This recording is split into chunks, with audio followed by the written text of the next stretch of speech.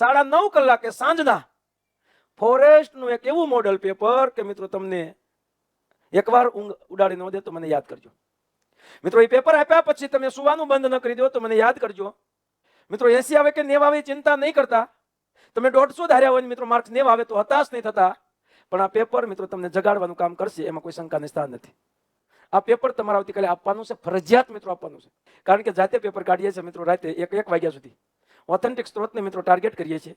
એટલે તમે જુઓ કે આ તમારું મૂલ્યાંકન થઈ જશે. તમે લાગશો કેમ મિત્રો? આવતીકાલના પેપરમાં તમારે 80 થી 90 માર્ક્સ આવે ને 90 તો તમે રેન્ક કરશો.